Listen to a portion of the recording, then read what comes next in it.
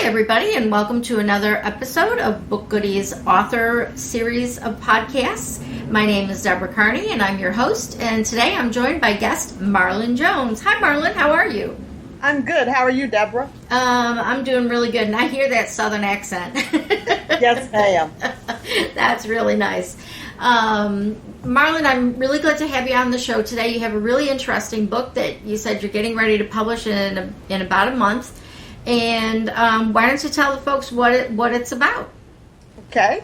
It's called the Athletic Scholarship Eligibility Coach, and it's a how-to guide for the eligibility certification game. I've worked in college athletics since 1987, and the last 10 years I've spent as a university compliance officer, and we certify all student athletes for scholarships. And I kept finding situations where students had signed papers to receive a full scholarship, thought they were set. We got to August, and they couldn't get their scholarship because of little things that they had missed along the way in the process. Okay. And so I started with a blog a couple of years ago, just putting out little tips and pieces of information to try and help parents through the process. Because if you don't work with the legislation every day, you don't really understand. You don't know. And you don't know what you don't know that you need to know. Mm-hmm. And I kept writing, and I just ended up having enough information that ended up being a book. Well, and that's really great because, especially in the educational field, there's so much that changes on a day-to-day basis that I'm glad you have a blog that goes along with the book. Yes. Because people can go get, updates. Now, and you said you've independently published. Why don't you tell our listeners how you came to that decision? Well, I started writing the book in January of 2010 and read a lot of different books about how to do nonfiction proposals. And it took me probably about a year just to get the proposal done properly. Mm-hmm. Going through all of the research for the book, getting the chapters outlined. And then I started trying to get in touch with different publishing companies. And most of the publishing companies wouldn't respond. I did get 2 agents to respond. And they said they thought I had a great idea, but they didn't think my platform was large enough. So I had to go start researching platforms and seeing what all those things are. Mm-hmm. I was a journalism major in school, but I didn't work in publishing. I worked in advertising. Okay. So I thought you write a book and then you go through all of the marketing. I didn't know that they expected you to do like the marketing and the promotions first and then do the book. Sounds kind of backwards, right? Yeah. So that's when I started with the blog and got on Facebook and Twitter and just trying to go and speak to parents groups. I had a girlfriend from high school whose son plays ice hockey. Mm-hmm. And the ice hockey community is very unfamiliar with NCAA rules because most of the coaches and most of their mentors come from the Canadian educational system. Right. So they didn't have to go through NCAA policies and procedures. And just as I talked to more of them, and by now I'm a year and a half into the process, and with NCAA rules, they change very often. So I was like, if I don't hurry up and get this thing out, it's not going to get done. So I started talking with a couple of people here in my area who had published books, and I didn't realize they had self-published the books because the finished product looked so good. Right. And I have a law school classmate who works helping students get admitted to law school. She's the law school expert. And I talked with her about her process, and she was like, oh, you can spend the next 2-3 years trying to find a traditional publisher, or you can just go on and finish the book and publish it.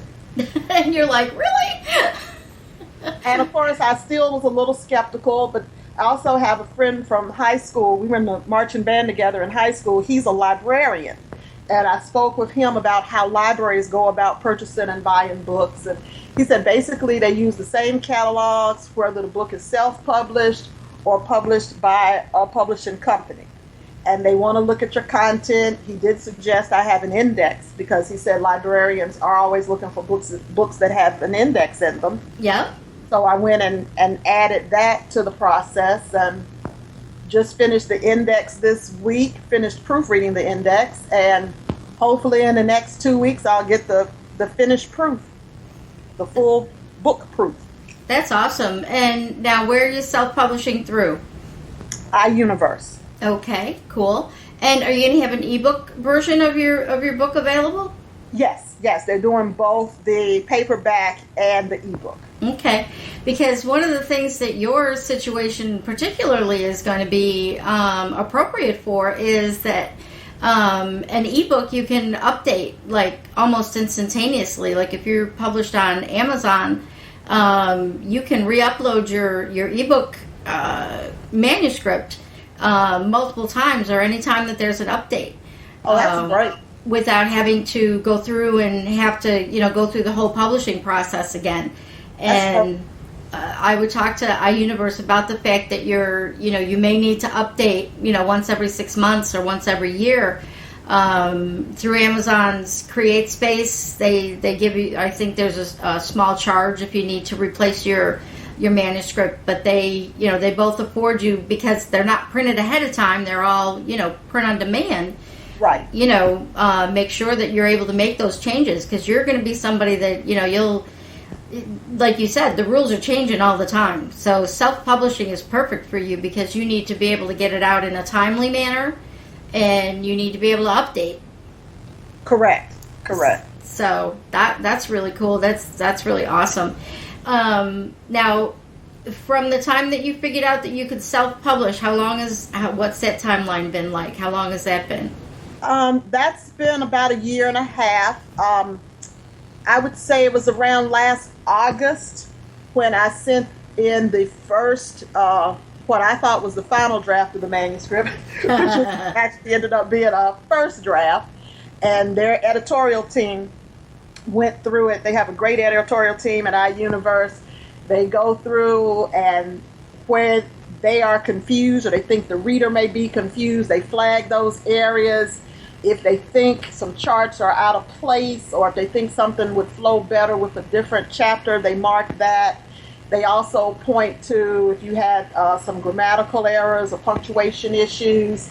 And so started making those suggested corrections, ended up having to move a chapter in the book to a different location, going back and forth. I used a lady in town who was a high school AP English teacher and who also used to grade essays for the SAT. Oh, nice. And she went through the book for me. My friend is the librarian, went through it. I have information on specifically the admissions and the financial aid process. Right. So I used to work in college admissions, but I got someone who's currently working in admissions to go through that section. I have a girlfriend who has a company where she does independent audits for financial aid for universities. I had her go through the financial aid section, and then I sent a copy to one of my friends who's a director of enforcement at the NCAA to have him go through it. So having all those different experts come back and give me their pointers and their tips, and then incorporating all their changes, and then hired a professional proofreader to go through and incorporate all their changes. And then when I got it back in the electronic version, as you're reading through it, it's like, oh, I can't believe I didn't catch that. Mm-hmm. Something else to mark. There's something else to mark. So we went back and forth from about October to March. Okay. And then in March, we got everything set up and started going through the cover. Yep.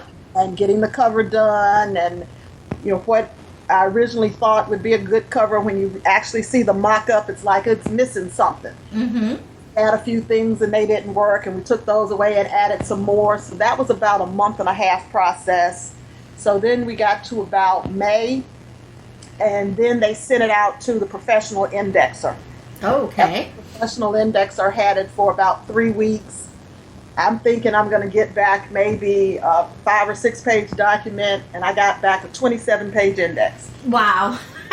So I spent the last 3 weeks with that, going through, making sure every site was actually on the page that it cited, found some sections that weren't included that I needed to add, found a couple of things I could take out, sent that off today, got the final cover last week, so this has gone to the indexer, and I should have the mock-up in book form in 2 weeks. That's really awesome. You just talked about something that I didn't even know existed. I didn't know there were professional indexers out there. I figured if I wanted to put an index in my book, I was going to have to go back through and find all the pages and find all the things that, that would be in an index. So that's a job I didn't know of. And you're a perfect example of how it takes a village to write a book. Yes, it does. And there are computer programs you can buy. Mm-hmm. Problem with that is when you have my book, of course, has the words NCAA and NAIA, the two associations that govern all of college athletics, in it a zillion times. Right. So if you asked the computer to find that, you would have a gazillion references because almost every other page is going to have it. Right. But that wouldn't be very helpful to a parent, and a library wouldn't like it or appreciate it. Right. So it costs probably 5 times more to have a person do it than a computer, but you get a much better product in the end. Well, yeah, because a person went through it the way a person would have to go through and look for things. Exactly. Like you said, someone's going to go to the book and, they need to find out the admission process. They need to find out the documentation. They don't want to have to be flipping through the whole book. Exactly. And looking for that information. And even though they think it's in a specific chapter, it might be there, as a first note, but then there might be another note farther down in the book that they need to go and consult. So, and that second reference could be exactly what they're looking for. Yep, exactly. Well, it sounds like you have taken self-publishing to a new level by, I'm very impressed that you used so many people. You used your entire social circle, basically. Yes.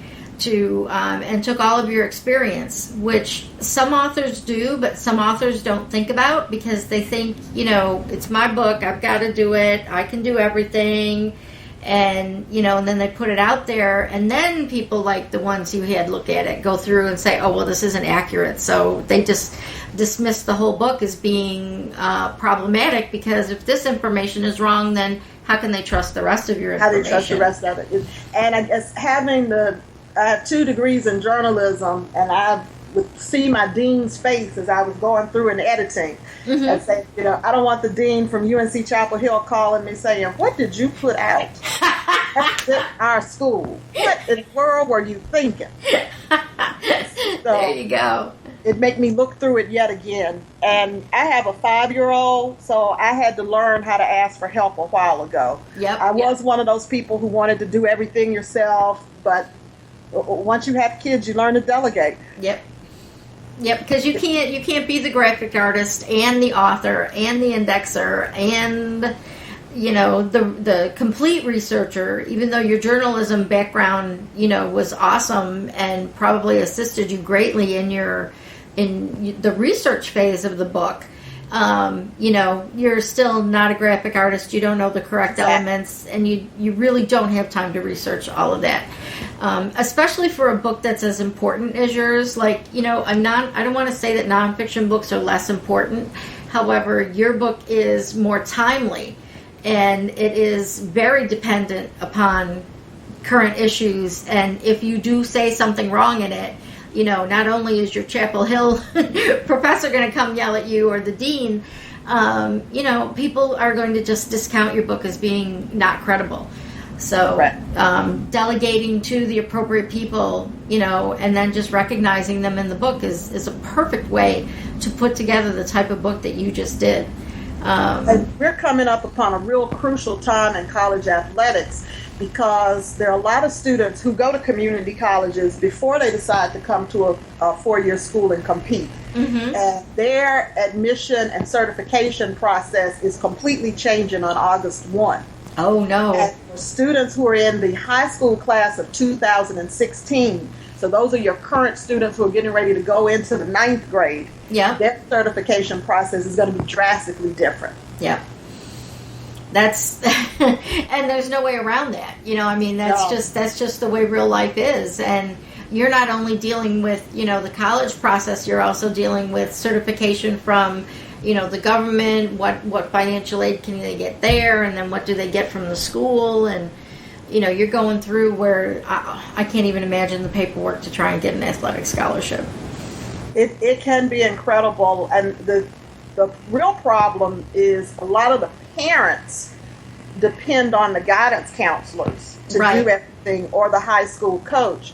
And the reality is the guidance counselors have so many other duties that are assigned to them, and so many students that they are counseling, that getting your child a scholarship kind of falls down the list. It's not just at the top of the pecking order.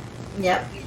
Now, how are you going to market the book now that you're doing the indie thing, so you get to market it afterwards? Yes. Doing a couple of different things. I just recently, I tell you, I'm technology challenged.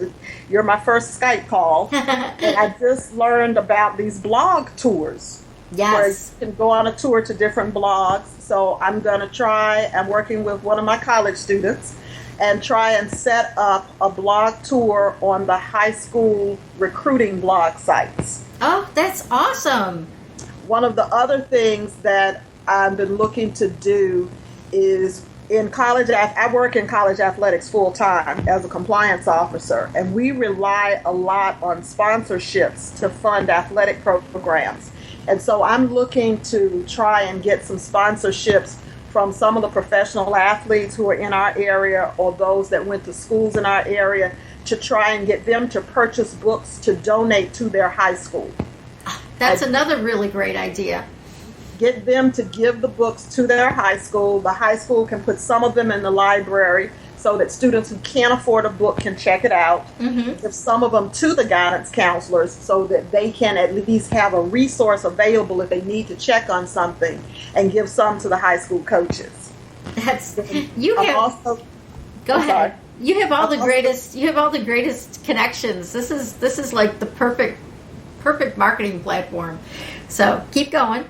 Then I also am going to connect with the coaches associations and try and exhibit at their conferences. They usually meet between the Christmas break and in the summer. Okay. So next summer, going to like the Lacrosse Coaches Association meeting and the Soccer Coaches Association meeting, because in addition to the coaches being there, but you also have more sponsors. Mm-hmm. And corporate sponsors in a certain city. For example, here we have Bojangles headquarters in Charlotte, North Carolina. So I have a proposal that I'm waiting to hear back from them, for them to be able to donate some books to the high schools in their area, and to allow me to do a workshop for their employees. So for all of their employees who have children who are getting ready to go to high school, I would do a workshop, and then their employees would get to buy the book at a discount. That's such a great idea. It gives them publicity and goodwill in the community. It gives them a partial tax write-off, and it helps to spread the word. Yeah, I got nothing left. You're like, you've got it all wrapped up. But again, for writers who are listening and going, wow, she had all these connections. I don't have all those connections. Some of the things that you're talking about are things that are really not that difficult to do, no matter what your book is about. Whether it's a fiction or a nonfiction book, you can go into your local library and offer to donate a couple copies so that they can have them on their shelves, and then people will, read it and recommend their friends to read it. And also approach your local school and, see if you can get an age-appropriate book to be a book that's being read by a classroom. And then find a company to either sponsor that book, or, give the teacher a copy and let them determine, and then give the kids a discount toward purchasing the book. And doing research on marketing, I saw another author. I'm sorry, I can't remember the author's name, but they took a book, autographed it, and took it to their local Barnes and Noble, and this person had a lot of followers on Twitter and Skype, and so, Twitter and Facebook, and so they sent a message out that, the first person that goes into the store and asks for the book gets an autographed copy. Nice. And the person that got the autographed copy took a picture with it and sent it out to all of her Facebook friends. That's a beautiful thing. That is an awesome social tactic. I actually know something other authors could do as well. Yep. I actually know 2 other people doing that particular tactic that were, they were both, one was self-published and one was traditionally published, but he didn't really know exactly how much promotion, the actual bookstores did. So or the actual publisher did. So he did kind of the same thing where he said, go ask for the book, take a picture of yourself with the book, and then, send it to me and I'll autograph it for you.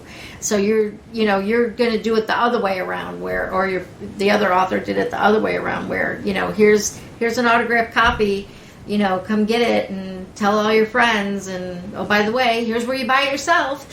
Right. So. And one of the things I saw someone else did, and I've been trying to research, they didn't actually say how they did it, but they traded writing for advertising in a publication. Oh. So there's a publication where your target audience reads. Mm-hmm. If you can write an article for that publication, and instead of them paying you money, they allow you to have a certain amount of advertising in their publication, then you're writing something. People see a good quality content, they see your byline, and then they also see an ad to your product. That's awesome. And you know what? That's something that a lot of authors overlook, especially in our online society. Everybody just thinks about, putting things on blogs, and which is wonderful. You can find plenty, like you said, for your blog tour. You've got students that are going to actually help you find the right blogs to get on. But a lot of authors are forgetting that in our electronic world, there are still many places offline that they should go hit up. And that's just so important. And all the independent bookstores that are out there that are complaining that the Kindles and everything are taking over their business and making their business fail, there's still a whole lot of people out there that want to go walk into a bookstore and be able to buy a book. There are. If you're publisher or if you're self-publishing, buy 5 books yourself and take it down to your local bookstore and say, hey, take these on consignment. If you sell them, you sell them. And that gives you so much more street cred, Yes. And especially a book like yours, the electronic version will be important, but the print book is going to be even more important because they're going to need to have that resource sitting on their desk as a reference. To refer back to again. And then there was something I hadn't thought about that was mentioned to me this week. We host a basketball tournament on our campus. It's called a Pro-Am because they have professional players and some of the area college students playing together. Mm-hmm. But one of the guys mentioned to me, he said, well, have you contacted any of the churches in the area? And I said, well, no. And he said, if you get the information to the churches, they can share it with their congregations. A good old Southern girl like you ought to know that. I should have thought about it. And that's awesome. And that's a cultural thing, and that's a local thing. I mean, your book appeals to that audience because, that's where the parents are, and that's where they're bringing their kids to every Sunday. And, you can do a little presentation at the church, even, have a nighttime, if your kids are interested in athletic scholarships, come talk to me and at the end of your presentation, here's my book. Take it home as a reference, buy the book. And one of my colleagues told me there's this thing called Square that you can hook to your phone. Yep. Which allows you to take credit cards. Right there. You can take credit cards. Also, PayPal has an add-on for certain phones, too. So you can look at both Square and PayPal and see which one will work with your telephone. Because so few people actually carry cash around these days. No, I don't. Oh, I don't either. I live in New York City. Oh, okay. I don't carry anything. I don't carry a purse. Everything goes in my pocket, and there's no cash in there. If you take it, That's you get nothing. understandable. But yeah, and things like that.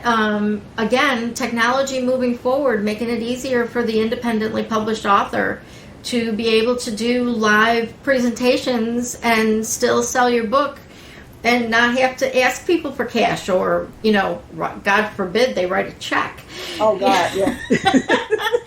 I don't even have a check. I have not had a checkbook for 10 years, and I can't even imagine writing a check. So yeah, it's just all getting so much easier, and I love that you're thinking about this out. Offline. All of your people are not going to be online, especially in what you're doing. Yes. The kids are all online. The kids aren't going to buy the book. It's their parents who are going to buy the book, and their coaches, and a lot of their coaches, if they are online, they're online so much doing work that when they leave work, they're not going to get back online. Yep. And again, your book is something that they need to hold in their hand. The coaches have to actually, look at your book. They can't just, I got to flip through and I got to find on my Kindle, I got to, on my computer, I got to find the page and I don't know where it is. And, I got to go back to the index. And, they just want to have a book in their hand because that's what they're used to. Yes. Coaches and guidance counselors, they all have that wall full of books. And, they need to have yours to be part of that collection. Well, thank you. I hope so. Yeah, well, I have a feeling with the connections that you've got, your book is going to be all over the place as soon as it gets published. Because you did it the right way. You engaged people who are involved in the process of what your book needs to do. So you've got, financial aid people that you talk to. Well, they're going to tell other financial aid people, well, look, I helped out with this book. This book has the best information in it. You should buy it. And, the same thing with the other people that you've talked to and all your friends that are giving you all this, advice. And the village that helped you build your book are going to be the village that are going to spread the word about your book because they have a little bit of ownership in it. They feel like they helped. So yeah. They're going to want to help make that book successful. So, all right, now if I had, and I'm asking everybody this, so I'm not just picking on you, if you had one word of advice for an author that is starting out, what would that be? Patience. Yeah. Patience. Yeah. It is whatever amount of time you think it's going to take, count on it taking twice as much time for every step of the process. Yeah, and make sure you do those steps right and don't just try to rush them. No, and it's much better. I was in this hurry. I wanted the book out at the end of spring so that I could hit summer camps, because one of the other things I want to do is try and get with coaches who have summer camps to include my book as a part of the registration fee. Right. But I realized that it's more important for it to be correct and me try to get it to camps next summer than it is to put out something that had typos, misspellings, incorrect punctuation, and get it out early. Yep. And you have time now before summer camp next year to actually contact all those coaches, ahead of time. And, yes. It won't be a rush job. It'll be more of, here's the book, read through it. If you like it, let's work out a deal. So I think that's great, patience, because so many of us, it's such a quick, everything we can do so quickly now. You can go to Kindle and you can write a book today and you can upload it to Kindle and have it for sale tomorrow. But should you? Right. You really should go through. And unfortunately, there's a lot of Amazon reviews that you'll read and it'll be like, someone did on one of my books that I had edited by 3 different people, and they left a comment that I don't trust any of the information in this book because there were grammatical errors and there were problems. And I'm like, seriously, show me. But there are people that will be that critical of a book once you put it up that they'll be like, even a misplaced comma will be something that will keep them from recommending your book to other people. So be patient, read it 3 or 4 times, and don't, just because you can doesn't mean you should. Exactly. Just take the time that is necessary to produce the best possible product that you can. Because in the end, even though those people are helping you edit and index and all, your name is the one on the cover. Yep. So it's got to be something that you and your parents could be proud of. That's great advice. And are you already looking at whether you're going to have a follow-up, or is it just going to be more or less you're going to have to just keep updating this one? One of the things that I started doing in February, I started doing some online marketing courses because I was trying to figure out this whole book marketing program. And I joined with Nancy Jutton, who teaches people how to jazz up their bios and biographies and how to pitch ideas to people. And she showed me a woman named Allie Brown, who was on Secret Millionaire, made $10 million last year. Wow. And she's doing it just about all with information products. So I've been looking at breaking, the book is general and it covers all of the areas that you need to do to be certified. Mm-hmm. But there's certain areas, like we were talking about junior college students. Yep. They have a lot of different issues than your high school students have. Your international students are another group. And then there's certain sports like ice hockey and basketball that have different rules that only apply to their recruiting process. So I'm looking at breaking those areas down into smaller audio courses that come with a transcript that will go in depth as to what you will do as a person at a 2-year college who's trying to go to a 4-year college, or a person at a 4-year college who's trying to go to another 4-year college. That's brilliant, because, and like I've been saying throughout the podcast, you know, because your information is so timely that, you know, if you had a course like that, you could update a module, you know, in a matter of days, rather than, you know, having to rewrite an entire book or something. And you can update the people that are in the course or that have taken the course in the past, and then they may go from one course to the next. They start with you as a high school student, and then they continue and take your course as a junior college, or, you know, whatever they need to go. You can actually have people that go through your entire process. Yeah, and I think it would be more helpful for some of the parents, because there are some people who learn better by hearing things. Yep. And seeing things together. Especially there's a huge population of homeschool students now. Oh, yeah. With the success that Tim Tebow's had, everybody's thinking that their homeschool kid's going to be in the pros. But they have a very difficult certification process to go through, more so than the high school students.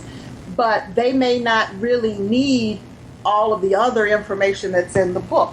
Right. So they may only want to purchase that audio course. Yep. I did not realize that Tim Tebow was homeschooled. He was. Wow. Okay.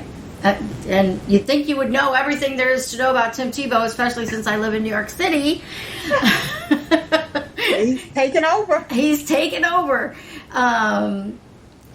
Yeah, that's another audience completely that is totally separate from the whole, you know, they went through school process. So that's eye-opening. My daughter homeschools my grandson, so I mean, I'm very familiar. I've had several friends that have homeschooled their children, so, you know, I know that they have their own challenges just from homeschooling. But I didn't even think about the fact that if their kids are athletic or whatnot, that they would need to go through. I didn't know that there was a certification process that you went through. I figured if you were... That's one of the problems. A lot of people still don't understand. They think that, you know, I played in high school, I was good, coaches have been watching me, Coach said he wants me to come to the college, all I have to do is show up. Yep. Exactly. I figured that if they liked you, I figured if they liked you, they gave you a scholarship. You know, you'd fill out an application form and that would be it. I didn't know there was all this other stuff. So you've educated me as well. I don't have anybody that would have an athletic scholarship, but, you know, I may talk to people that need that information. And, I mean, we're trying to get our kids to be more active, so hopefully there'll be more athletes coming up through the ranks. And one thing that a lot of people still don't know is bowling is an NCAA championship sport. Oh, I did know that, but I knew that 20 years ago. I totally forgot. Don't realize that you can get tuition, fees, room, board, and books for your kid if they're a good bowler. That's really awesome, and that's a whole nother audience. It is completely a whole nother audience. Wow. Well, I can really tell you've done your research, and it's been a pleasure talking to you. If you had one last piece of advice that you would give a new author coming up, what would it be? Make sure, if you're writing nonfiction, as I did, make sure you go through the process of writing up the proposal outline, because that will serve as your reference guide to keep you on target as you're going about writing the book. Whether you get a traditional publisher to pick up that proposal or not, the fact that you have done all of those steps makes you organize all of your material, and it makes it much easier to write the finished product. And then whether you're writing fiction or nonfiction, there's a lot of information that I've found just about marketing books. One of the things I was told that for every 2 hours you write, you need to spend an hour preparing marketing materials. Ouch.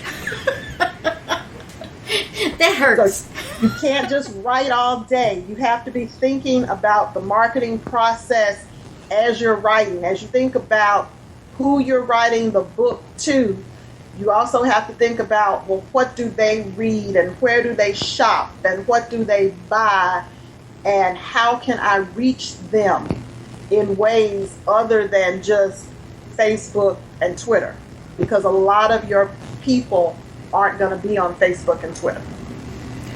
That's excellent. I couldn't have said that better. That's absolutely wonderful advice.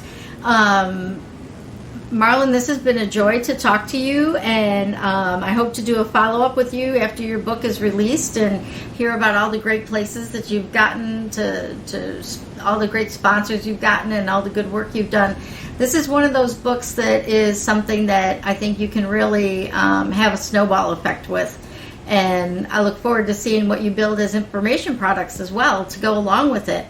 Well, thank you. You've kind of done the whole package. You've realized that there's a need, and you're filling it with the book, and you realize that the book isn't going to be the end-all, be-all, and you're using it to launch some other things. And plus, you built your platform ahead of time, so that helped you through your process, I'm sure, with interaction with people. So you can do another information product about how to write an information product. Pretty soon. I've done so many marketing online seminars. People will walk in my office and they go, "Oh, are you on the phone?" I'm like, "Nope, just listening to a seminar." Just listening to somebody telling me how to market.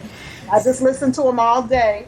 But if any of your listeners have kids who need scholarships, eligibilitycoach.com is my website. Okay, and you're on Twitter?